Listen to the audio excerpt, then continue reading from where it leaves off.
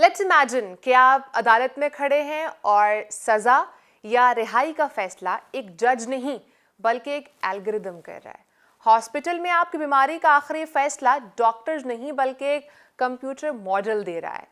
Traffic में आपके सामने दौड़ती एक खुदकार गाड़ी अचानक गलत मोड़ काट देती है और बाद में खबर आती है कि सरकारी इदारे इस टेक्नोलॉजी को जांच पड़ताल कर रहे हैं, क्योंकि ऐसे दर्जनों वाकयात हो चुके हैं। ये कोई साइंस फिक्शन नहीं, ये मौजूदा हकीकत है। मिसाल के तौर पर अमेरिका में वफाकी सेफ्टी रेगुलेटर्स ने अक्टूबर 2025 में टेस्ला के फुल सेल्फ ड्राइविंग टेक्नोलॉजी पर ताज़ा तहकीकात खोल दी हैं। करीब तरीन 3 मिलियन गाड़ियों के दायरे में दर्जनों हादसात और मुतअद्दिद जख्मियों की रिपोर्ट्स के बाद ये खबर बहुत बड़े बड़े अखबारात में भी जारी की गई। तो सवाल यहाँ पर यह है, अगर ये निज़ाम गलत फैसला करेगा तो जिम्मेदार कौन होगा?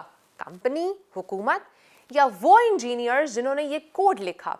और इससे सबसे बड़ा अहम सवाल ये है कि हम इन टेक्नोलॉजीज़ के अखलाकी मयार और कानून साजी कैसे तय करेंगे ताकि नुकसान होने से पहले ही हिफाजती रुकावटें लगा दी जाएं। आज की वीडियो में हम इसी मौजू पर बात करेंगे, यानी कि एआई, मसनूई ज़हानत, एआई में रेगुलेशंस, इखलाकियात और जवाबदेही। क्योंकि ये सिर्फ टेक्निकल डिबेट्स नहीं है, ये रोज़गार, सेहत, इंसाफ, जमहूरियत और इंसानी कानून का मामला भी है। सबसे पहले समझते हैं कि एआई की ताकत और ख़तरा एक साथ क्यों बढ़ रहे हैं। दुनिया भर में डेटा सेंटर्स और एआई मॉडल्स की वजह से बिजली की मांग तेज़ी से बढ़ रही है। इंटरनेशनल एनर्जी एजेंसी यानी कि IEA कहती है कि 2022 में डेटा सेंटर्स ने तकरीबन 460 टेरावाट आवर बिजली खर्च की और 2026 तक ये खपत दुगनी होकर 1000 टेरावाट आवर से ज़ायद हो सकती है।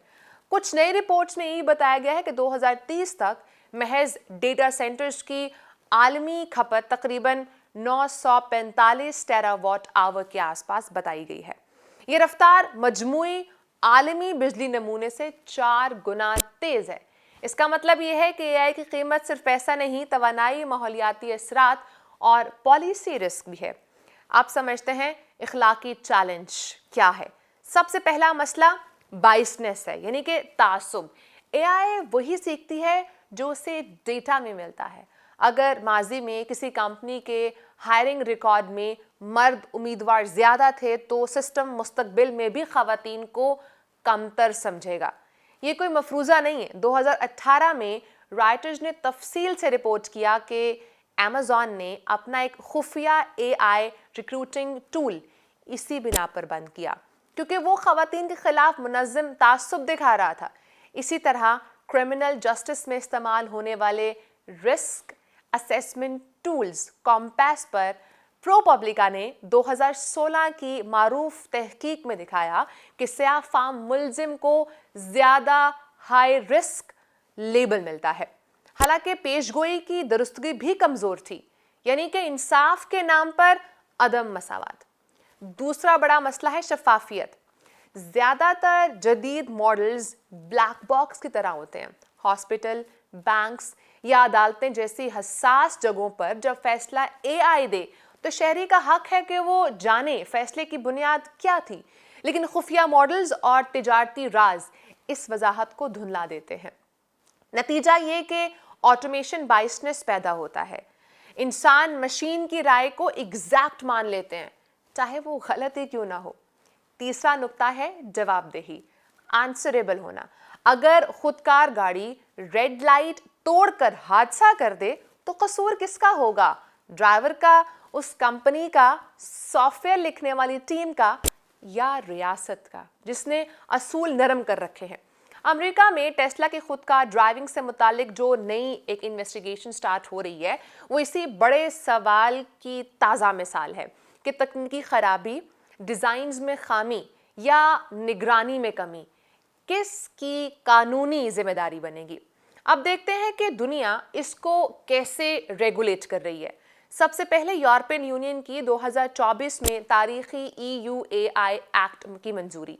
یہ پہلا جامع فریم ورک ہے جو اے آئی کو خطرے کی سطح کے مطابق بانٹ کر قواعد لاگو کرتا ہے۔ انتہائی خطرناک زمرے فار ایگزامپل سوشل سکورنگ یا کمزور طبقات کو جوڑ توڑ سے ہدف بنانے والے نظام براہ راست ممنوع، ہائی رسک شعبے جیسے کہ صحت، قانون نافذ کرنے والے ادارے اور مالی خدمات میں سخت مطابقت۔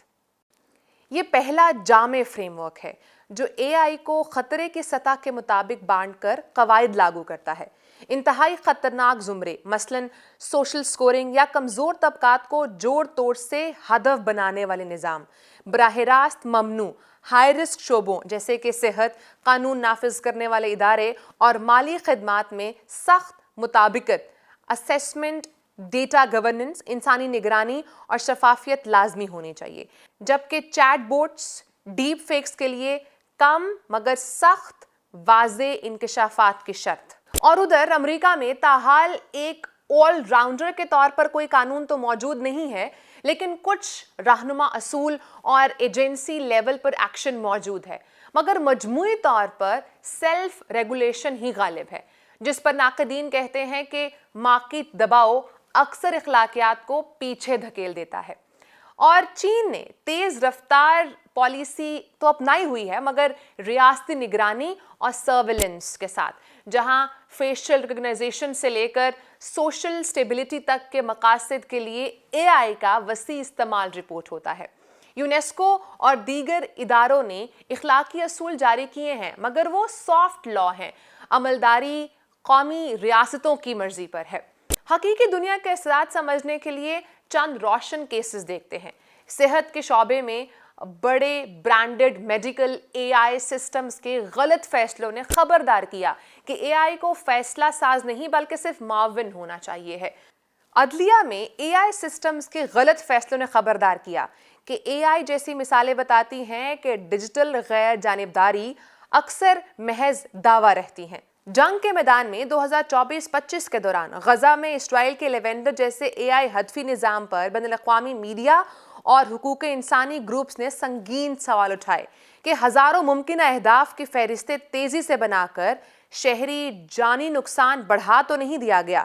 اس بارے میں دی گارڈینز اور کچھ اہم میگزین نے بھی رپورٹ کیا ہے۔ سیاست اور جمہوریت کے محاذ پر 2024-25 کے انتخابی سال میں ڈیپ فیکس نے پوری دنیا میں الیکشن باڈیز کو چوکنا رکھا۔ بھارت کے الیکشن کمیشن نے حالیہ ریاستی انتخابات سے پہلے سیاسی جماعتوں کو اے آئی اور ڈیپ فیک کے غلط استعمال سے باز رہنے کی سخت ہدایات جاری کی تھیں۔ اسی طرح تھنک ٹینکس، اکیڈمک اداروں نے 2024 کی لہر کے بعد مستقبل کے بڑے خطرات پر وارن بھی کیا۔ اب آتے ہیں پاکستان کی طرف، کیونکہ یہ بحث ہمارے لیے بھی اتنی ہی عام ہے۔ ادائیگیوں میں اسٹیٹ بینک کا راست ایک بڑی پیش رفت ہے۔ فوری، کم لاگت ڈیجیٹل پیمنٹس، پی ٹو پی اور پی ٹو ایم کی وسیع سہولت اور خود چلنے والے انفراسٹرکچرز جس سے فائنینشیل انکلوژن کے امکانات بڑھتے ہیں۔ 2025 میں پاکستان نے نیشنل اے آئی پالیسی کے منظوری کی سمت نمایاں قدم بڑھایا۔ 6 ستونوں پر مبنی frame work, national A I funds اور اسکور سسٹمز، انفراسٹرکچرز کے اہداف، مگر ساتھ ہی سول سوسائٹی اور ڈیجیٹل رائٹس گروپس نے پرائیویسی، نگرانی اور جواب دہی کے پہلو مضبوط کرنے کی سفارشات بھی پیش کیں۔ ذاتی ڈیٹا کے تحفظ پر ہمارے ہاں قانون سازی ابھی ارتقائی مرحلے میں ہے۔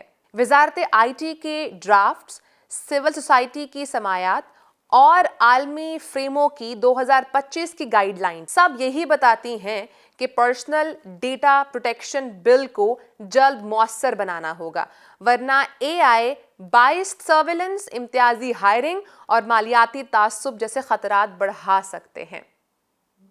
دلچسپ بات یہ ہے کہ توانائی اور انفراسٹرکچر میں بھی اب اے آئی ایک پالیسی فیکٹر ہے۔ رائٹرز نے مئی 2025 میں خبر دی کہ پاکستان نے بٹ کوائن مائننگ اور اے آئی ڈیٹا سینٹرز کے لیے 2000 میگا واٹ بجلی مختص کرنے کا منصوبہ واضح کیا۔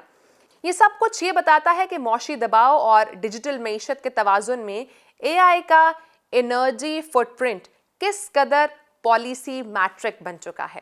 دلچسپ بات یہ ہے کہ توانائی اور انفراسٹرکچر میں بھی AI एक पॉलिसी फैक्टर है। रॉयटर्स ने 2025 में खबर दी कि पाकिस्तान ने बिटकॉइन माइनिंग और AI डेटा सेंटर्स के लिए 2000 मेगावाट बिजली मुख्तस करने का मंसूबा वाज़े किया है।